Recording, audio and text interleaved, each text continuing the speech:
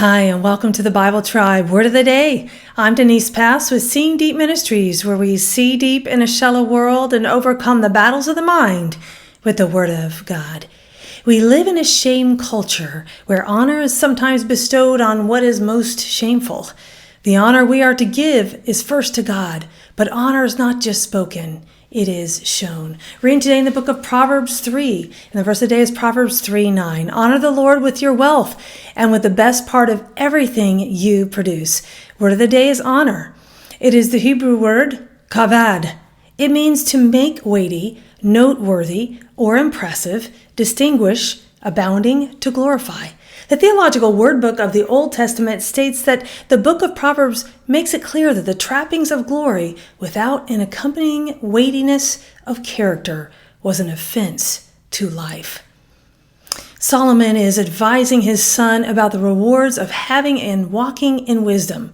In Proverbs 3, verses 1 through 10, there are couplets that state what the wise children of God are to do, then the fruit that will be born in their lives when they do these things. From listening to teaching and the peace that brings, to being kind and walking in truth and the favor that brings, to trusting in God and the Lord's sovereignty in our plans that is realized, to fearing God and turning toward His ways and not our own evil ways, and the healing God brings. To honoring God with all that He gives to us, finances, provisions, material belongings, and the abundance that God will bring. Reading from Proverbs 3, verses 1 through 10, it says, "My son, do not forget my teaching, but have your heart comply with my commandments. For length of days and years of life and peace they will add to you. Do not let kindness and truth leave you. Bind them around your neck. Write them on the tablet of your heart. So you will find favor and a good reputation in the sight of God and man. Trust in the Lord with all your heart and do not lean on your own understanding. In all your ways acknowledge Him, and He will make your paths straight. Do not be wise in your own eyes. Fear the Lord and turn away from evil. It will be healing to your body and refreshment to your bones. Honor the Lord from your wealth and from the first of all your produce. Then your barns will be filled with plenty, and your vats will overflow with new wine." Honor is not to be given to people or things that do not deserve it. Our culture esteems sin. God's people should not.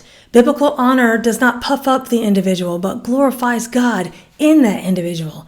We are to honor and worship God, but not just for giving us things we ask for. When we honor God for things we don't always recognize in our lives, the things we can take for granted, we live a lifestyle of worship. What can you honor God for in your life today? How can you show and not just tell about the honor He deserves? As God has been generous, how are we honoring God by also being generous, bringing praise to Him? Go with God and His precious word, friends. Join us tomorrow in the book of Luke.